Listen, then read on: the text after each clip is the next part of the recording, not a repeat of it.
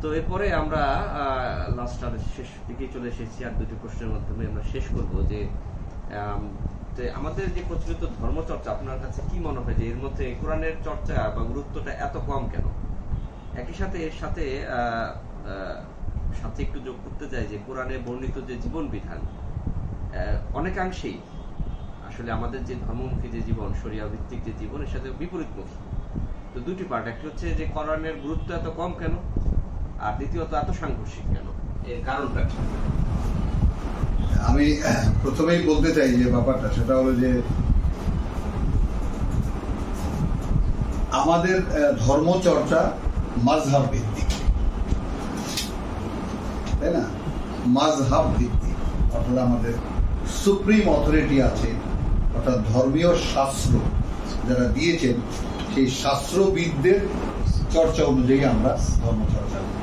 যেমন আমরা হানাফি মাযহাব, কেউ হাম্বালি মাযহাবের, কেউ মালিকি মাযহাবের, কেউ শাফি মাযহাবের চর্চা।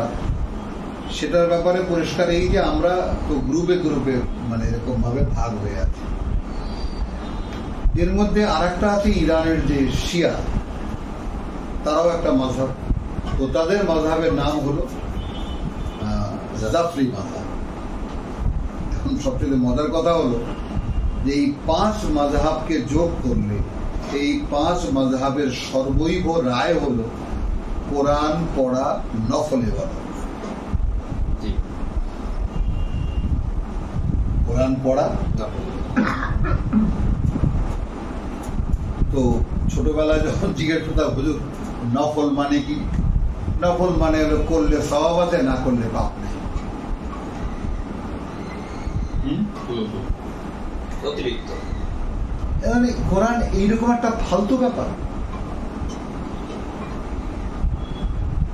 মানে রীতিমতো আজকে উঠতে হয় এখন ভাবলে।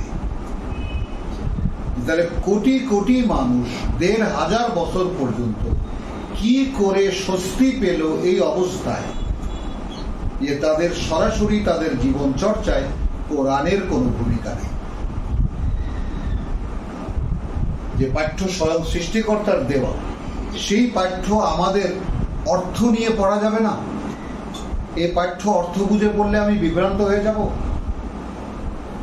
পরিষ্কার বড় বড় আলেম হলো আমাদের রায়।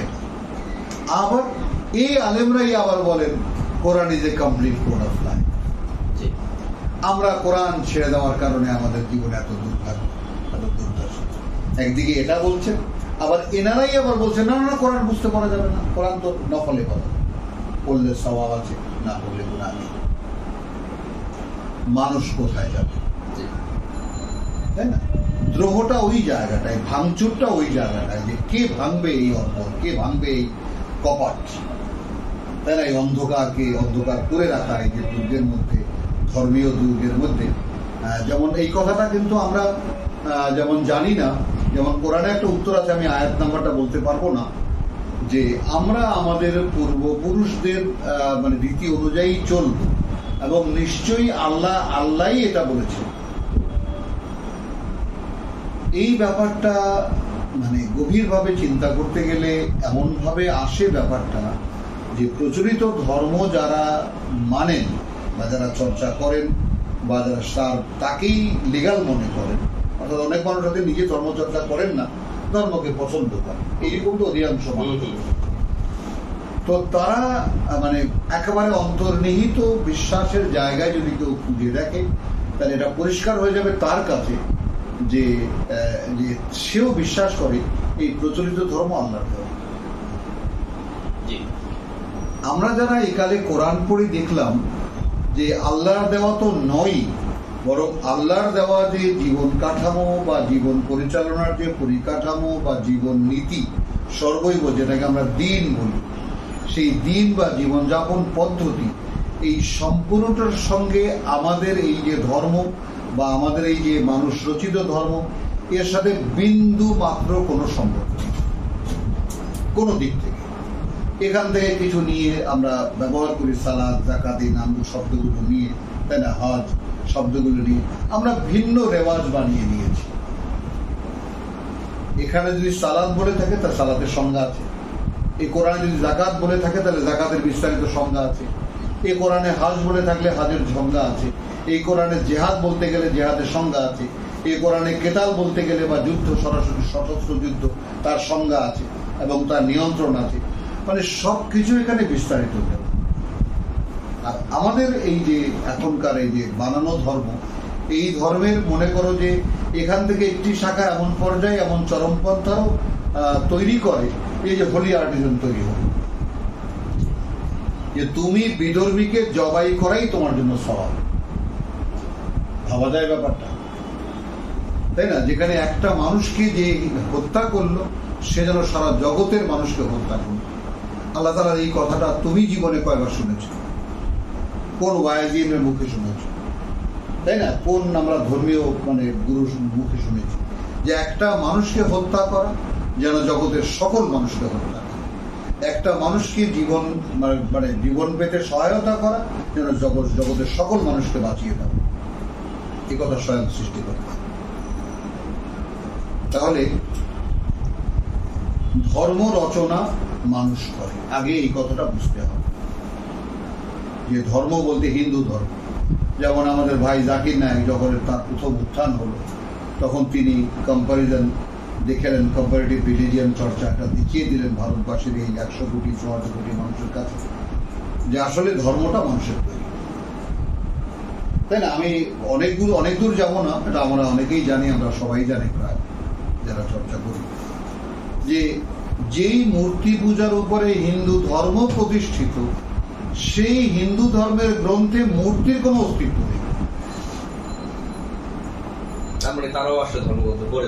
আমি একেবারে পরিষ্কার, এই যে আমাদের যে যাকে কবিগুরু আমরা বলি, বাঙালিরা বলি, বাংলা ভাষার পিতাও যাকে বলা হয় না, অনেক আবেগী মানুষ বলে ফেলেন, তো তিনি এই ঢাকা শহরে বা বাংলাদেশে হয়তোবা 14টা ব্রহ্ম মন্দির রয়েছে। তিনি নিরাকার প্রভুতে বিশ্বাসী। রবীন্দ্রনাথকে যারা পড়ে দেখবে, তারা পড়ে দেখবে তার যে সমস্ত ব্রহ্ম সঙ্গীত, সেগুলো তো দেখলে রীতিমতো তাজ্জব হয়ে যেতে হয়, মনে হয় যেন কোরআন তর্জমা করে লিখেছে। এবং এটাও পরিষ্কার যে তার পরিবার যেহেতু মসলমির সাথে তাদের সম্পর্ক, ফার্সি তারা ভাষায় পারদর্শী ছিলেন রবীন্দ্র পরিবার, এবং তারা মসলমি চর্চা করত, সেখান থেকে কিছু ধারণা তার এসেছে। তো এখন আমি যেটা ধর্মীয় বৈপরীত্যের কথা বলছি, অর্থাৎ কতটাই বিপরীত যে হিন্দুর যে বেদ পুরাণ আছে বা বৈদিক ধর্ম আমরা যেটাকে বলি, বা তাদের যে 4খানা বেদ আছে, চতুর্বেদ বা আছে না, যে তার ধর্মগ্রন্থ আছে, গীতা আছে, এইসবের মধ্যে মূর্তির কোনো ভূমিকা নেই। এখন ভাই জাকির নায়েক ভারতের ওই কোটি মানুষের প্রেক্ষিতে দাঁড়িয়ে হিন্দু সমাজকে চ্যালেঞ্জ করে বলছে যে আল্লাহর কোনো প্রতিভা নেই, ভগবানের কোনো প্রতিভা নেই। সেইখানে আবার ওই সেই হিন্দু ধর্মগুরু দাঁড়িয়ে বলছে তা হলেও ধর্ম ব্যাপারে যারা মূর্তি পূজা করে তাদেরকে হেট করা উচিত না, এত করুণ সুরে সে বলেছে। কি যেন নামটা, যাই হোক, যে ধর্মগুরু তার সাথে বলা হয় এইখানে একটা ব্যাপার না, যাই হোক, যে ধর্মগুরু তার সাথে বলা হয় এইখানে একটা ব্যাপার না বললেই না। আমরা যারা কোরআন তো আল্লাহ তাআলার একমাত্র জ্ঞান, তো সেইখানে একটা জিনিস একটু লাগিয়ে দিই আমি, যারা চিন্তাশীল মানুষ তারা একটু দেখবেন। দর্শন শাস্ত্র একটা শাস্ত্র, যেমন চিকিৎসা বিজ্ঞান বা অর্থশাস্ত্র, অর্থবিজ্ঞান বা এরকম সমাজ বিজ্ঞান, এরকম বিজ্ঞান সেক্টর হয়ে আছে শিক্ষা, সেইভাবে দর্শন একটা শাস্ত্র, একটা বিভাগ, এখন দর্শনকে আমরা যদি সহজে প্রকাশ করতে চাই তাহলে বলা যেতে পারে এইভাবে যে দর্শন একটা সত্যের পেছনের কথা, অর্থাৎ এই সত্যটা কেন। তো মানুষ সত্য পর্যন্ত যায়, সাধারণ মানুষ, অনেক বুদ্ধিমান স্মার্ট মানুষও সত্য পর্যন্ত গিয়ে সন্তুষ্ট থাকে, কিন্তু সত্যের নেপথ্যে কি আছে এইটা দেখার জন্য মানুষ, ন্যায়াদি ব্যতিক্রম কিছু মানুষ এই জগতে আসে। তো যেমন আমরা বলতে পারি গত শতাব্দীর এই দর্শন চর্চার ক্ষেত্রে ডক্টর এম.এন. রয় ভারতের, এবং পাশ্চাত্যের বার্ট্রান্ড রাসেল, তো একেবারে মানে 19 শতক দাবিয়ে বেরিয়েছেন তাদের এই দর্শন, তাই না? যেমন আল্লামা ইকবালের পরে যে এই দুজন দার্শনিক ভারতে, ডক্টর এম এন রয় এবং পাশ্চাত্যে বার্ট্রান্ড রাসেল। তো এম এন রয় যেই প্রেরণা জুগিয়ে গেছে মূর্তি পূজকদেরকে, এটা এক কথায় বলা যায় যে তাদেরকে সর্বনাশী করে গেছে। কারণ বিভিন্ন ধর্মগুরু ভারতে যে উত্থান হয়েছিল, তারা এই মূর্তিটার বিরুদ্ধে লেগে গিয়েছিল। কারণ রবীন্দ্রনাথ যে মূর্তিহীন মন্দির তৈরি করে দেখিয়ে গেছে, এই পূর্ব বাংলায় বোধ হয় 14টা নাগাদ সচারেক মানে ব্রহ্ম মন্দির আছে। অর্থাৎ ব্রহ্মা তো আছেনি, কিন্তু তার কোনো আকার নেই, এর নিরাকার। তো এখন আমি তুলনা আমার এই প্রশ্নের প্রেক্ষিতে আমি প্রথমেই হিন্দু ধর্মকে সামনে আনলাম। সেইভাবে খ্রিস্ট ধর্মে এইভাবে ঈসার মূর্তি এরকম ক্রুশে বিদ্ধ করে তাকে গির্জায় টাঙিয়ে রাখতে হবে, এর কোনো বাস্তবতা কোনো গ্রন্থে নেই, তাই না? এবং প্রাকারান্তরে খ্রিস্ট ধর্ম বেসিক্যালি মূর্তি পূজা, তাই না? ঈসার লকেট বানিয়ে গলায় ধারণ করা। তো এইভাবে এই যে আকার পূজার মধ্যে ঢুকে যায়, মানে মানুষের যে মান্যতার ইচ্ছা, মানুষের যে চিন্তা বিশ্বাস এবং বিশ্বাসের জায়গাটা ভরে দেয় এই জায়গায় যে সে কোনো আকার নিয়ে আসে সামনে। তো এম এন রয় বলে গেছেন যে আমরা যারা মূর্তি পূজা করি তারা আসলে তো মূর্তিকে পূজা করি না। অর্থাৎ এই মুহূর্তে আমাদের স্রষ্টার কাছে বা ভগবানের কাছে আমাদের যেটা চাওয়া, সেইটাকে আমরা শনাক্ত করি। যেমন বিদ্যা চাই, তো বিদ্যা চাই তো সরস্বতীর মূর্তি ধারণ করি সামনে রেখে, অর্থাৎ সরস্বতী মূর্তিকে সামনে রেখে আমরা, তার পেছনে তো ভগবান আছেনি, অর্থাৎ ভগবানকে দেখিয়ে দিতে চাই যে প্রভু আমি যেটা দেখছি এই যে সরস্বতী এ বিদ্যা দাতা, তাই না? আমি মানে মনে করি অর্থাৎ তুমি আসলে দাতা, অর্থাৎ তার মাধ্যমে তুমি আমাকে এই বিদ্যা দাও। আমরা যদি লক্ষ্মী পূজা করি, তাহলে লক্ষ্মী পূজা কেন করি? এই যে এই লক্ষ্মী আমাকে ধন দেবে। আমি যদি কালী পূজা করি, তাহলে কালী পূজা কেন করি? মা কালী আমাকে শক্তি দেবে। তো এইভাবে এক একটা আকর আমরা দাঁড় করিয়ে নিয়েছি, ধর্ম দাঁড় করিয়ে নিয়েছে ধর্মকে দাঁড় করিয়ে রাখার জন্য। এবং আশ্চর্য হয়ে যেতে হয় যে এটা বললে জানি না কিভাবে আমাদের মানে ভাইরা নেবেন, যে আমরা যে 4টি মাযহাব বানিয়ে নিয়েছি, সত্য তো একটা, সত্য তো অনেকগুলো নয়।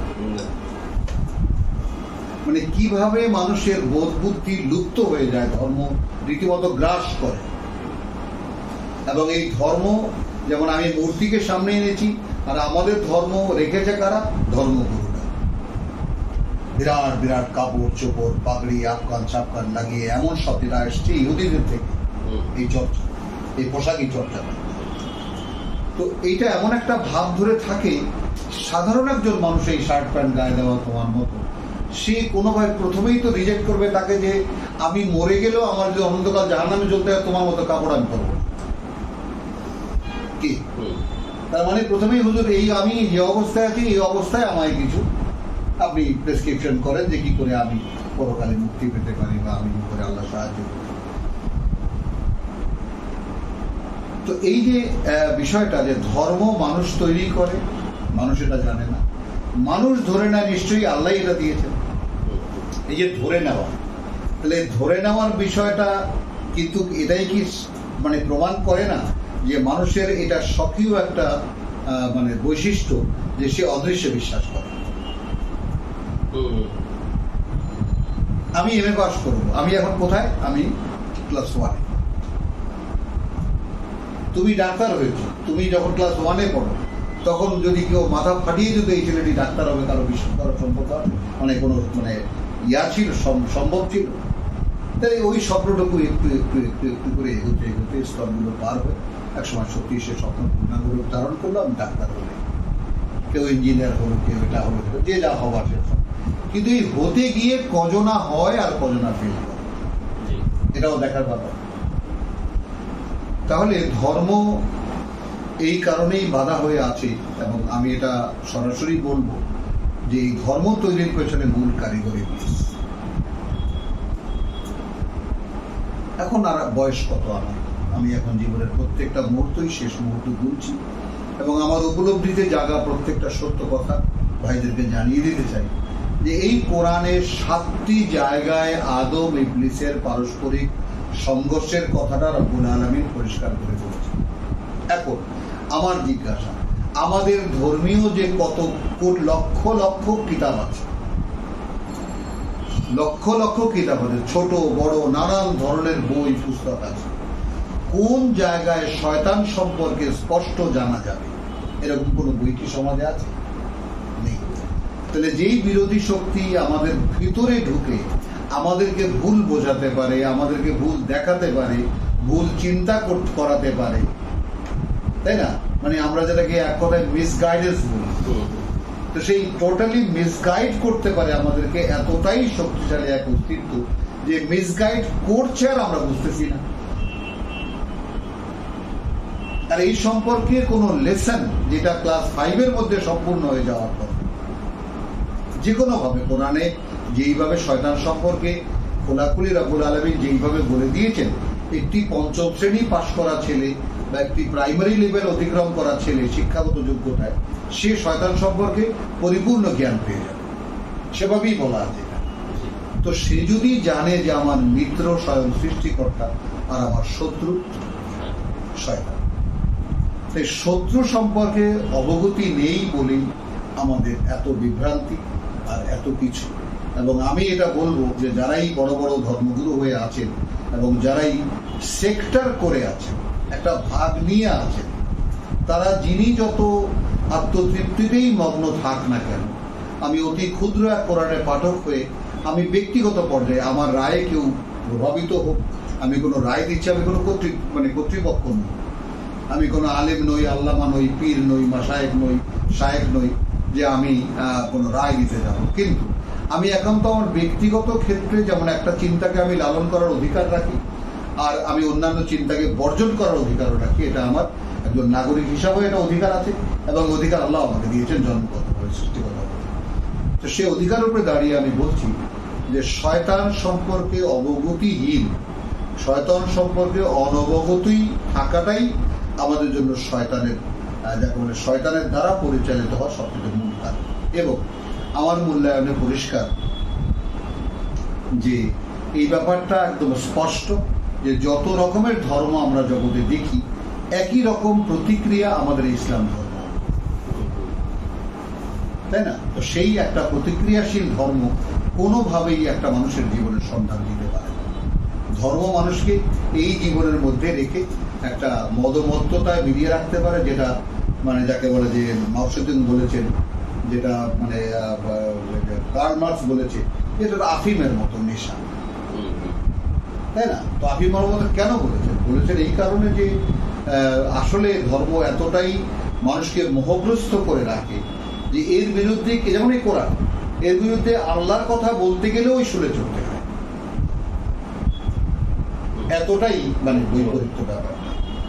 তো সেখানে মানে ধর্মচর্চায় কোরআনের গুরুত্ব এত কম কেন? আমি এই প্রশ্নটাকে বলবো যে এটা তোমার নিতান্তই অনভিজ্ঞতা, যে ধর্মচর্চায় কোরআনের কোনো গুরুত্বই নেই, কম তো নয় এটা। এবং কোরআন তার সাক্ষ্য দেয় সূরা ফুরকানের আয়াত 30-এ, যে ওয়াকাল রাব্বি ওয়াকাল রাসূল ইয়া রাব্বি ইন্না কওমি ইত্তাখাযু হাযাল কুরআনা মাহজুরা।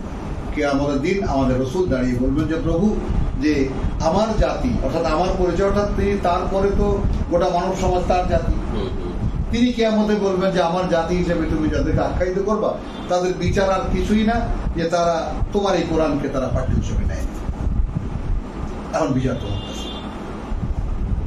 তাই না? তো এই ব্যাপারটা মানে এইটাকে কেমন করে নতুন করে, মানে আবারও আমি কথাটা রিপিট করবো, ধর্মচর্চায় কোরআনের গুরুত্ব এত কম কেন? আমি এটাকে বলবো যে কোরআনে আদৌ কোনো গুরুত্ব নেই ধর্মচর্চায়। তাহলে পরিষ্কার যে কোরআন এক জিনিস আর ধর্ম সম্পূর্ণ ভিন্ন জিনিস। যাই হোক, যেটাকে আসলে বলা হয় যেন ভুল পথের ঠিকানায় থেকে আসলে কোরআনকে জানার চেষ্টা করছি, আসলে ধর্ম থেকে কোরআনে প্রবেশ করাটা আসলে অসম্ভব, কোনো একেবারে অসম্ভব, একেবারে অসম্ভব। বরং কোরআনকে জেনে ধর্মে প্রবেশ করা সম্ভব, বা জীবনকে গোছানো সম্ভব, বা নতুন জীবনের দিকে হাঁটা সম্ভব। এবার মোটামুটি অনেক সময় আপনার সাথে আমরা নিলাম, মেহজার মাস্টার দীর্ঘ সময় আমাদের দিয়েছেন। আমরা শেষ প্রশ্ন, সেটা একটু অনুপ্রেরণামূলক কিছু কথা শুনতে চাই, যে একদম যারা নতুন ভাবে, অনেক যুবকরাই বিশেষ করে খুব বরং আমরা যারা রেসপন্স দেখি, যুবকরাই বরং বেশি আগ্রহী হচ্ছে। তো এই যে যারা যুবক আসছেন বা একদম শিশু, এমনকি শিশুদের মধ্যেও কোরআন নিয়ে অনেক আগ্রহ দেখা যায় যদি একটা পরিচয় করানো যায়। তো এই যে বিশেষ করে যুবকদের উদ্দেশ্যে বলবেন যে যারা একদম নতুন প্রবেশ করছে তারা কিভাবে এগোবে বা তাদের করণীয়টা কি? যেমন কোরআন বলে এর উত্তম দিক দিয়ে অনুসরণ শুরু করো। তো একটা মানুষের আসলে প্রবেশ করলে কোন দিকটা ধরে সে আগাতে পারে, এরকম একটি গাইডলাইন দিয়ে শেষ করবে। ব্যাপারটা পরিষ্কার। যেমন এক পিতা তার শিশু সন্তানকে হাত ধরে নিয়ে যাচ্ছে স্কুলে। কৃষক বন্ধু জিজ্ঞেস করছে, কি ভাই বাচ্চা নিয়ে কোথায় যাও? ভাই স্কুলে যায়। ভাই স্কুলে যায়, স্কুলে ভর্তি করবো, বলে আবার মানুষ করতে হইব না? কারণ ওই সময় কেউ দাঁড়িয়ে জিজ্ঞেস করে না তাকে যে ভাই এটি কি পশুর সন্তান? এটি কি পশুর সন্তান? তার মানে ওই কৃষক বন্ধু তার বন্ধুকে বলেনি যে তোমার এই ছাগলের বাচ্চাটা নিয়ে তুমি কোথায় যাচ্ছ। তাহলে উত্তরটা হয়তো এই যে আমি যাচ্ছি যেখানে মানুষ বানায়, ছাগলের বাচ্চা যেখানে মানুষ বানায়। এর বিপরীত একটা চরিত্র, একটা চিত্র দেখাচ্ছি। স্বাধীনতার পরে আমাদের আসমা আব্দুর রহমান, অর্থাৎ এই যে রব গ্রুপ ছাত্রলীগ, কি জনকণ্ঠ বা কি কণ্ঠ জানো, মানে একটা মানে পত্রিকা ছিল, আরে সেই পত্রিকা তখন তার এই অফসেট ছাপা ছিল না, মানে একটা কার্টুন ব্লক চিত্র এরকম, ঢাকা বিশ্ববিদ্যালয়। তো সেখানে মানুষের এরকম একদম চুল টুল দিয়ে বেল বটম প্যান্টের কার্টুন যেভাবে হয়, ছেলেরা লাইন দিয়ে ঢুকছে আর এইবার দিয়ে ছাগল হয়ে বেরিয়ে যাচ্ছে। কার্টুনটা খুবই মানে আলোড়ন তৈরি করেছিল যে আসলে কি তাই, যে বর্তমান শিক্ষা আসলে মানুষকে কি করে। এখন শিক্ষা মানুষকে মানুষ করে। তো এই শিক্ষা যারা শিক্ষিত হয়েছেন, এই শিক্ষা যারা পণ্ডিত হয়েছেন, এই শিক্ষার যারা দার্শনিক পর্যায়ে চলে গেছে, তাদেরও হাহাকার শুনেছে। কিন্তু কেউ এই শিক্ষা ব্যবস্থাকে বদলাবার কথা বলছেন এটা শুনি। এক নাম্বার 2, এটা হলো বর্তমান শিক্ষা ব্যবস্থা, এবং এই বর্তমান শিক্ষা ব্যবস্থার মধ্যে সৃষ্টিকর্তার সঙ্গে পরিচয় করতে পারে এমন কোন ধরনের কোনো বিষয় পাঠ্য নেই। আমি চিকিৎসা বিজ্ঞানের কথা বলি, অর্থনীতির কথা বলি, ইঞ্জিনিয়ারিং এর কথা বলি, যতগুলো শাখা আছে শিক্ষা, সবকিছু এই পৃথিবী কেন্দ্রিক। এইখানে স্বয়ং সৃষ্টিকর্তার সঙ্গে সম্পর্ক ঘটতে পারে এমন কোন শিক্ষার সূত্র এখানে নেই, এমন কোন পাঠ নেই এখানে। আচ্ছা, এখন এখানে একটা সবচেয়ে হাস্যকর ঘটনা হলো, যেই ধর্ম এই শিক্ষাকে স্বাগত জানায়, যেই ধর্ম এই শিক্ষাকে স্বীকৃতি দেয়, ও এমনকি এখানে দুটো বাদ দিয়েছি, মাদ্রাসা, সেখানেও এই কোরআন শেখার কোন রাস্তা নেই। মানে আজব ব্যাপার। খারেজি মাদ্রাসা বা কওমি মাদ্রাসা এবং আলিয়া মাদ্রাসা নামে দুটো এখন শিক্ষা প্রতিষ্ঠান, দুটো মাধ্যম দাঁড়ানো, কোথাও কোরআন শিখতে পারে, কোরআন জানতে পারে। অর্থাৎ শিক্ষা মানে তো শেখা তো নয়, যেমন কোরআন শেখা মানে হাফেজরাও শেখে, মুখস্থ করতে শেখে, কিন্তু তারা তো কোরআন জানে না। তো জানা আর শেখার মধ্যে তো পার্থক্য আছে শিক্ষার মধ্যে। তো সেখানে বলতে চাই যে যেই ধর্ম মানে এই শিক্ষা ব্যবস্থা যার অন্তর্নিহিত শুধু ধর্মদ্রোহিতা আছে, শুধু ধর্মের শত্রু বানায় এই আছে, এবং ধর্ম সম্পর্কে অশ্রদ্ধা তৈরি করে, এই ধর্ম যারা তারা বানিয়েছে সেটাকে তারা স্বীকার করে। তার মানে এই ধর্ম আদবেই কিছু না, এই ধর্ম কিছু, অতএব ভাই তুমিও মিথ্যা আর আমিও মিথ্যা, আসো দুই মিথ্যায় মিলে মোটামুটি সমাজটাকে ভাবযোগ করে খায়। তাহলে ধর্মীয় সমাজ, এই যে ধর্মীয় সমাজ যারা এই শিক্ষাকে স্বীকৃতি দেয়, তাদেরই ছেলে পেলে ইউনিভার্সিটিতে পড়ে, তাদেরই ছেলে পেলে স্কুলে পড়ে, কলেজে পড়ে না? বহু আল্লামা আলেম যারা আছে, তাই না? খুব বেশি হলে আলিয়া মাদ্রাসায় পড়ে, আলিয়া মাদ্রাসা শিক্ষাই বাকি। ওই তুমি দাখিল পাস করে ঢুকে যাও কলেজ, তো বিএ পাস করে তো ঢুকা যায় ইউনিভার্সিটিতে। তারা কত আন্দোলন করে, এরা মাদ্রাসার শিক্ষার্থীরা আন্দোলন করে, জীবন ক্ষয় করে, জীবন নষ্ট করে এই ধর্মহীন শিক্ষার স্বীকৃতি চেয়েছে। তাহলে আমাদের এই প্রচলিত ধর্ম যে আদৌ কোনো জিনিস নয়, আল্লাহর সঙ্গে এর যে কোনো সম্পর্কই নেই, এর যে কত হাজার প্রমাণ আমি দিতে পারবো, কোনো দিক থেকে এরা প্রমাণ করতে পারবে না যে এরা আল্লাহর সাথে এদের কোনো সম্পর্ক, শুধু আল্লাহর দোহাইটার নামে দেয়। যেমন আমরা সকলে যেন ও গড, হে ভগবান, হে উপরওয়ালা, এইরকম একজন আল্লাহকে সবাই মানে, আমরাও যারা মুসলিম বলে দাবি করি তারাও আসলে একজন ওইভাবেই মানে। তো আমি যুবকদের মানে যারা এখন যুবক তাদেরই মিছিলে যাওয়ার সময় এই ধরনের ডায়লগ, আমরা স্বাধীনতার সময় আমি যখন 20 বছরের যুবক তখন যে মিছিলে যাওয়ার এখনই সময়, তখন অর্থাৎ ভাঙার যে ব্যাপারটা, এবং এই ব্যাপারটা মানে ভাঙার যে একটা ব্যাপার, এই ভাঙা হলেই তখন মানে গড়ার প্রশ্ন আসে। তো যুবকদের কাছে আমি একজন অতীত চলে যাওয়া মানুষ, অর্থাৎ আমি তো এখন জীবন সায়ান নিয়ে এসে উপস্থিত, আমি এই আহ্বান রাখতে চাই যে আমি যখন যুবক ছিলাম তখন আমার ভিতরে একটা দ্রোহ ছিল, যেই দ্রোহ আমাকে প্রতিষ্ঠিত ধর্ম সর্বৈব অস্বীকার করে, সর্বৈব অগ্রাহ্য করে স্বয়ং সৃষ্টিকর্তার কিতাবের রহস্য ভেদ করার শক্তি জুগিয়েছে। আরবি ভাষা খুব কঠিন, এটা জানতে হবে, ওটা জানতে হবে, তবে গিয়ে আরবি ভাষা জানতে পারবে।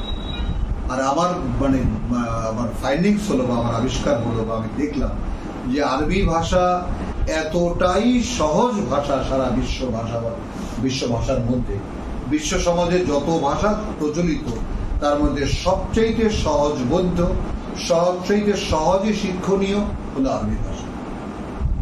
এক একটি শব্দ এত ব্যাপক অর্থ এবং এত ডাইনামিক যে চিন্তাই করা যায় না। যেমন আমার ভাষা তত্ত্বে আমি যাব না, শুধু বলবো এই যে এইটা যদি কোনো যুবক এই ভাষার আড়ালটা ভেদ করে শুধু এই কোরআনে প্রবেশ করে, তার সে দেখতে পাবে এক নতুন জগতের সন্ধান।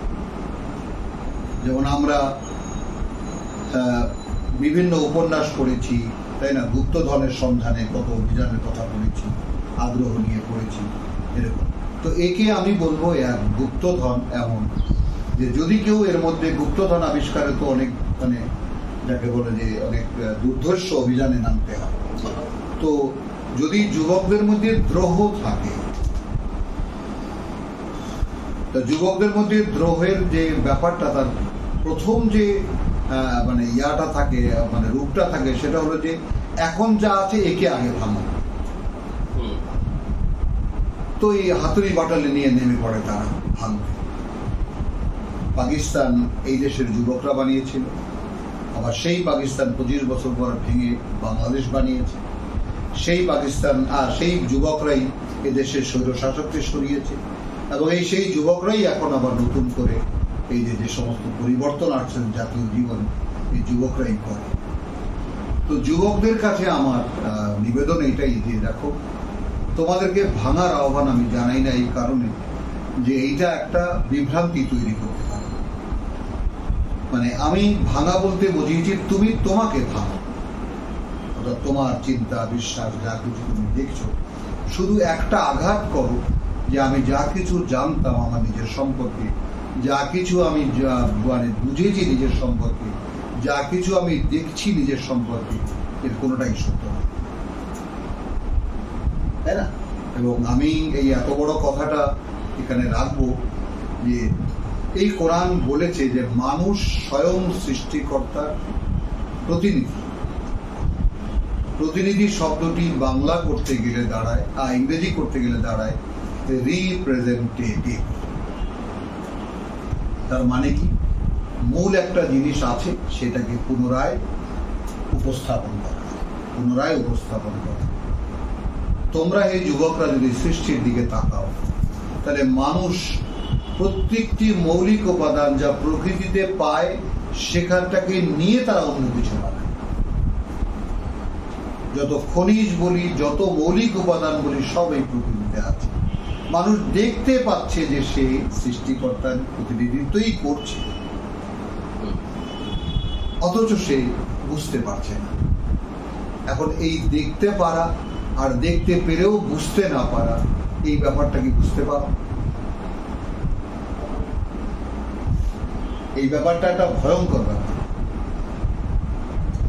যেমন একটা ডায়লগ এরকম আছে যে চাইতাম বটে দেখতাম না কিছু,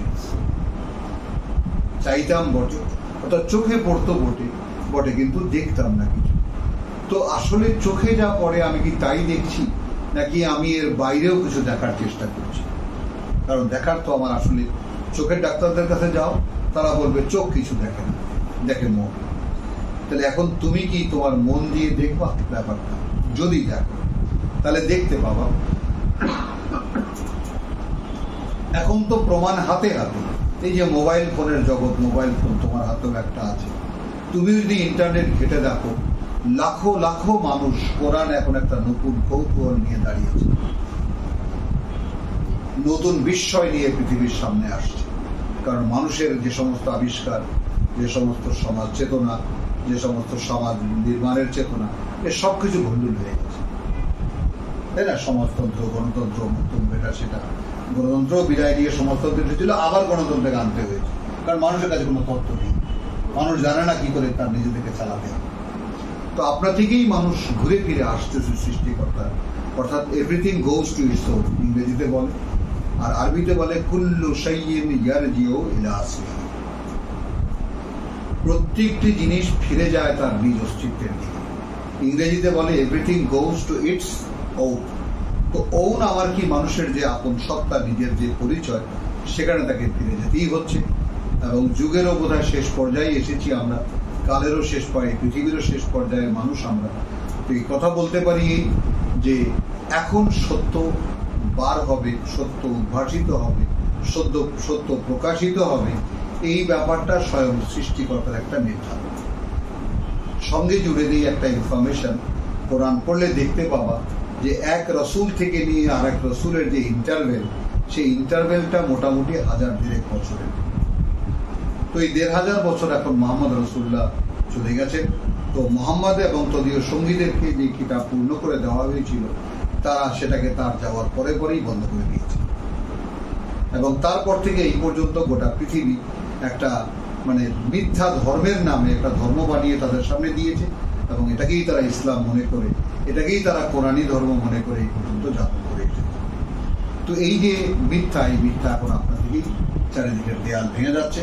তো এই সময় আমি একটা নাম বলি, একটা কথা বলি, যেটা আমাদের দেশে আছে, হরির লুট। হরি মানে তো আল্লাহ, তাই না? তো হরির নামে যা মানুষকে বিলিয়ে দেওয়া হয়, আমাদের দেশে বাতাসা, নকুল, এগুলো ছিটিয়ে দেওয়া হয়, তো হরির লুটের বাতাসা। তো আমি এইটাকে এই সহজভাবে বাংলাদেশি মানে বাংলা ভাষাভাষী মানুষের জন্য এই নিবেদনটা রাখবো যে আমার অভিব্যক্তিতে এই যে কোরআন এখন স্বয়ং সৃষ্টিকর্তা নিজে খুলছে। আজকে তুমি কোরআনের প্রতি আগ্রহী হও, আমি কোরআনের প্রতি আগ্রহী হয়েছি, নতুন যুবকেরা আগ্রহী হয়ে আসছে, বহু লোক এখন নিজ নিজ উদ্যোগে কোরআন পড়ছে। এইটা তাদের কোনো ক্যাপাসিটি বা অ্যাবিলিটি না, এটা স্বয়ং সৃষ্টিকর্তা কৌতূহলটা তৈরি করে দিচ্ছে। এবং তোমার মনেও যদি এই কৌতূহল তুমি বোধ করো, তোমার মনেও যদি এরকম কোনো কৌতূহল অনুভব, মানে বোধ করার কথাই বলছি, বোধ করো, তাহলে তুমি একটু সেইটাকে দমন করো না। অর্থাৎ মনের মধ্যে একটা সত্য সন্ধান যদি জাগে, বা সত্যের সন্ধান যদি জাগে, তো সেটাকে প্রিভিলেজ দাও, সেটাকে মানে যাকে বলা যায় বের করে আনো, যে তাহলে কি সত্য আমি সন্ধান করি, কি সত্য আমি খুঁজি। তাহলে আমি আমার সম্পর্কে যদি জানতে চাই, তারও উত্তর এই কিতাবে আছে। আমি আমার জীবন সম্পর্কে জানতে চাই, তারও উত্তর এই কিতাবে আছে। আমার অতীত সম্পর্কে জানতে চাই, তারও উত্তর এই কিতাবে আছে। আমার ভবিষ্যৎ সম্পর্কে যদি জানতে চাই, তার উত্তর এই আছে। আর তুমি হে যুবক, তুমি তো জানো তুমি 2 দিন পরে মারা যাবে, আর আমি বুড়ো, আমি জানি না কোনোদিন মরব না। ভাবো তো, তোমার ভাবনা আর আমার ভাবনার মধ্যে কতটা পার্থক্য। তুমি জানো তুমি মরে যাবা, আর আমি জানি আমি কোনোদিন মরবো না। অর্থাৎ কি করে মরবো আমি? আমাকে তো মরার জন্য তৈরি করা হয়নি। আমার সে অনন্তকালের জীবন থেকে ছোট্ট একটি খণ্ড বের করে এনে আমাকে যাচাই করা হচ্ছে যে অনন্তকালের জীবনে আমি মানে সাকসেসফুলি আল্লাহর খেলাফত বা স্বয়ং সৃষ্টিকর্তার প্রতিনিধিত্ব করতে পারবো কিনা, তার জন্য যোগ্যতা অর্জনের জন্য আমাকে ছোট্ট একটি অবকাশ, অর্থাৎ এই জীবনটা এবং একখানা পাঠ্য দিয়েছে। এই পাঠ্যখানা পড়ো, এই পাঠ্যখানা বোঝো, এ নিয়ে চিন্তা করো, এ নিয়ে গবেষণা করো এবং একে নিজের উপরে অ্যাপ্লাই করো। মানে এই ব্যাপারটা কতটাই মানে মানে এটা নিয়ে মানুষের ঘাড়ে যা ঝাঁপাইয়া পড়ো না, এটা নিয়ে ওই বাইতুল মোকাররমের উত্তর গেটে লাফালাফি করো না, এটা নিয়ে হোলি আর্টিজান তৈরি করার দরকার নাই। তুমি এটার বাস্তবতা বুঝবা যদি নিজের উপরে অ্যাপ্লাই করো, কারণ তুমি এটা পড়ে দেখবা যে এর কোনো কথার সঙ্গে তোমার কোনো সম্পর্ক নেই, অথচ সত্য। এখন তুমি পৃথিবীর 700 কোটি লোক সকলের কাছে মাথা কুটে জিজ্ঞেস করে, ভাই কোরআন সত্য, এই কথাটা কি সত্য? এই জগতে এমন কোন মানুষ পাবা না খুঁজে যে বলবে যা কোরআন মিথ্যা। সে হিন্দু হোক, বৌদ্ধ হোক, খ্রিস্টান হোক, আর যেই হোক না কেন, মানুষ মাত্রই কোরআন সত্য এ কথা আপনার থেকেই মেনে নেবে। কোরআন এমন এক অপরিবর্তনীয়, নিঃসন্দেহ, সর্বজন স্বীকৃত সত্য, যার চর্চা করলে তুমি তোমার সত্যতা, তোমার জীবনের আসল বাস্তবতা কি তা তুমি জানতে পারো। এখন আমি ওই হুজুরদের মতো ইহকাল পরকালে বহু স্বভাব হবে এই ধরনের ননসেন্স আমি আবৃত্তি করতে চাই না। আমি বলতে চাই এই যে একটা মানুষ যখন নিজেকে দেখতে পায়, এর চাইতে বড় আনন্দের আর পৃথিবীতে কিছু নেই। একটা মানুষ যখন জানবে যে আমার কোনো মৃত্যু নেই, এর চাইতে বড় সুসংবাদ আর কি হতে পারে। একটা মানুষ যখন জানবে যে অনন্তকালের একটা জীবন আছে আমার, এর চাইতে বড় আনন্দের সংবাদ আর কি হতে পারে। হ্যাঁ, তো তাহলে মৃত্যুকে ভয় না পাওয়া, কোনো জরা, কোনো মহামারী, কোনো রোগ শোক, কোনো কিছুকে ভয় না পাওয়া, এগুলো মানে যৌবনের এগুলো কতগুলো আমি একেবারে সবকিছু ওইটা সেই চেতনা নিয়েই আমি তোমাদের সামনে আহ্বান রাখছি। দেখো, আসো, এবং আসো আমি আমার দিকে ডাকছি না, আসো আমি কোনো দলের দিকে ডাকছি না, আসো আমি কোনো খানকার দিকে ডাকছি না, আসো সৃষ্টিকর্তার একটি আহ্বানের দিকে একরা পড়ো। এবং আরো একটা কথা বলি যে ভাষা কোনো জ্ঞানের আড়াল নয়। তুমি একটু চর্চা করলে, একটু চেষ্টা করলে, এই দেশের আমি এই গ্রহ থেকে আমার সমস্ত সন্তানদেরকে ইংরেজি মিডিয়ামে পড়িয়েছি, আমার নাতিনাতকুলকে ইংরেজি মিডিয়ামে পড়াই। আমি এটা দেখতে চেয়েছি যে ভাষা কি আসলেই কোনো বাধা। এখন যেটা সর্বশেষ কথা, যে ইংরেজি পড়িয়ে দেখেছি যে এখন আমার এই বাঙালির পুত্র, বাঙালির সন্তানদেরকে কোনো বাংলা কথা বোঝাতে গেলে ইংরেজি দিয়ে বোঝাতে হয়। এই যদি বাস্তবতা আমাদের দেশে হয়ে থাকে, তাহলে মুসলিম জাতির জাতীয় ভাষা, যেমন ভারতে 137টা ভাষা, আঞ্চলিক ভাষা, যেগুলো লেখ্য রূপও আছে, লিখিত রূপও আছে, সেইখানে হিন্দি ভাষা জাতীয় ভাষা। তো যদি মুসলিম জাতির জাতীয় ভাষা, যার যার স্থানীয় ভাষা, যেমন আমাদের বাংলা ভাষা আমাদের দেশের ভাষা, তাই না, আমাদের দেশের ভাষা আমাদের বাংলা, এবং আমাদের একইভাবে আমরা যদি লক্ষ্য করি ভাষার যে বৈচিত্র্য, আঞ্চলিক ভাষা, বরিশালের ভাষা, সিলেটের ভাষা, চট্টগ্রামের ভাষা, তাই না, কুমিল্লার ভাষা, এই প্রতি 36 মাইল পরপরই দেখা যায় ভাষার একটা নতুন ডাইমেনশন। তো ভাষা বৈচিত্র্য আল্লাহ তৈরি করেছে। এখন তুমি কি আসবে, তুমি কি এই কথা আসবে যে আরবি এটা একটা আড়াল মাত্র, ভাষার একটা আড়াল মাত্র। আরো একটা কথা বলি, যে কত কথা যে বলতে ইচ্ছে করে যে আমাদের দেশ থেকে যে বাড়ি বাস্তবিকটা বিক্রি করে যে সৌদি আরবে গেল। আমি যখন মাহফিল করতে যেতাম তখন জিজ্ঞেস করতাম হাজারো মানুষের কাছে, এখন সৌদি মালিক যে তাকে চাকরি দিয়েছে, সে কি বাংলা শিখে তার কর্মচারীর সঙ্গে কথা বলে, নাকি সে আরবি শিখে তার মালিকের সঙ্গে কথা বলে? তাহলে দেখা যায় 6 মাস পর এই একেবারে যাকে বলে যে ক্ষেত থেকে উঠে যে গোয়ার গোবিন্দ সৌদি আরবে গেল, 1 বছর পর সে আরবিতে কথা বলে। কি করে সম্ভব?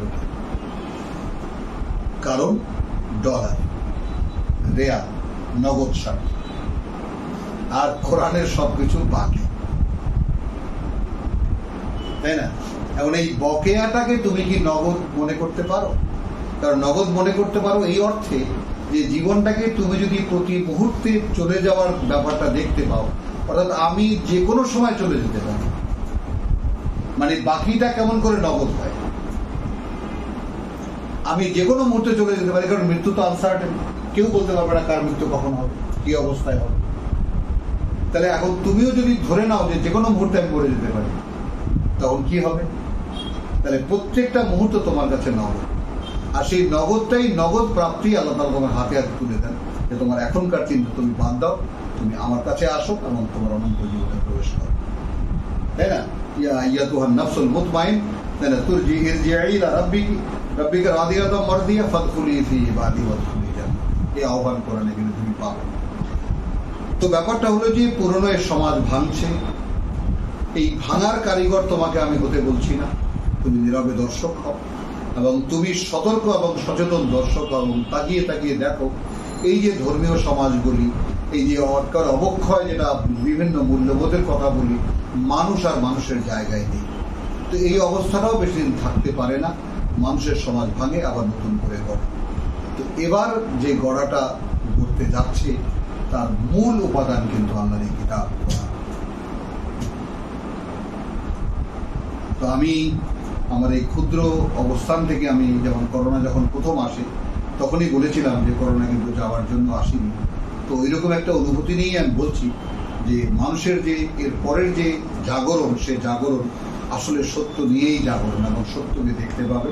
এই তো কোরআনে একখানা আয়াত দিয়েই আমি শেষ করব যে আল্লাহ তাআলা বলেছেন সানুরিহিম ফিল আফাকে ওয়া ফি আনফুসিহিম, সানুরিহিম আয়াতিনা, আমরা দেখাতে থাকবো আমাদের সকল প্রমাণ চিহ্নগুলো এই যুগের প্রতিটি পরিবর্তনে এবং তাদের নিজেদের মধ্যে, হাত্তা ইয়াতাবায়্যানা লাহু আন্নাহু আল-হক, শেষ পর্যন্ত এটাই স্পষ্ট হবে তাদের কাছে যে এটাই সত্য। তো সত্য আমার দুয়ারে ছিল, সত্য আমার ঘরে ছিল, সত্য আমার হাতের কাছে ছিল। শুধু আছে না যে যিনি বলে ঘর হইতে দুই পা ফেলিয়া, দেখা হয়নি চক্ষু ফেলিয়া, ঘর হইতে দুই পা ফেলিয়া, তাই না? একটি ঘাসের শীষের উপরে একটি শিশির বিল। তো এইরকম আফসোস যেন না করতে হয়। এখনই কোরআন ধরো, এখনই কোরআন খোলো, এখনই কোরআন পড়ো এবং পড়তে থাকো, পড়তে থাকো, পড়তে থাকো। সবচেয়ে বড় যে পাওনা, স্বয়ং সৃষ্টিকর্তা এই কিতাবের দাতা এবং তোমাকে এই কিতাবের কোনো শিক্ষক নেই, স্বয়ং সৃষ্টিকর্তা এই কিতাবের শিক্ষক। তিনি শুধু আগ্রহী পাঠক খোঁজেন। তাহলে তুমি তোমার সৃষ্টিকর্তার সঙ্গে সম্পর্ক পাচ্ছ এবং সৃষ্টিকর্তাকেই মানে শিক্ষক হিসাবে পাচ্ছ এবং সৃষ্টিকর্তার সঙ্গে মিশে যাওয়ার এই যে মহেন্দ্রক্ষণ বা এই যে মহা সুযোগ, সোনালী সুযোগ যাচ্ছে, এটাকে যেন কেউ অবহেলায় না হয়, এইটুকুই আমি বলতে চাই। আলহামদুলিল্লাহ, ধন্যবাদ। আপনার দীর্ঘ সময় রোজা রেখে দীর্ঘ সময় আমাদেরকে দিয়েছেন এবং আমরা অনেক গুরুত্বপূর্ণ কথা জানতে পারলাম এবং সবাইকে ধন্যবাদ জানিয়ে আজকে পর্ব এখানে শেষ করেছি।